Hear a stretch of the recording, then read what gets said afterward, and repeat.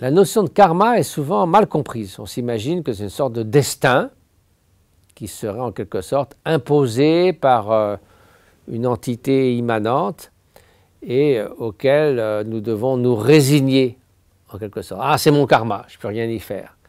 Je dois accepter d'être ceci, d'être cela. Ça n'a évidemment rien à voir avec la notion de karma dans le bouddhisme. Déjà, karma, ça signifie en sanskrit action.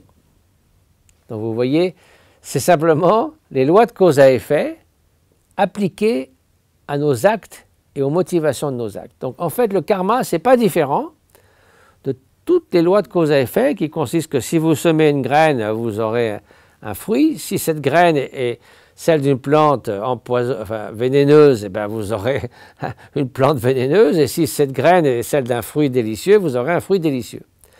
La seule différence, c'est qu'on réserve le nom de karma aux actes qui sont motivés par des intentions, soit des intentions bienveillantes, de faire le bien d'autrui, soit des intentions malveillantes qui souhaitent nuire à autrui, soit des intentions neutres, comme par exemple de faire la lessive ou de marcher simplement pour aller d'un endroit à un autre, sont inspirées en général ni par la bienveillance ni par la malveillance.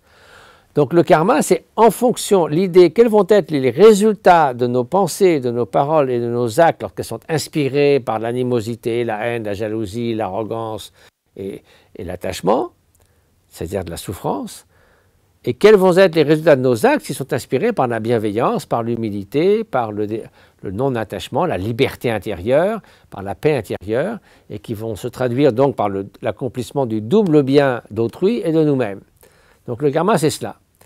Alors simplement, dans le contexte du bouddhisme, où on n'envisage pas simplement une seule existence, du fait qu'on considère que le continuum de la conscience se poursuit au travers de différents états d'existence, donc là, c'est la spécificité du bouddhisme, et ça diffère évidemment des vues qui prévalent dans la science, eh bien, il se peut que les conséquences de nos paroles, de nos actes et de nos pensées puissent trouver leurs fruits dans un avenir plus ou moins lointain.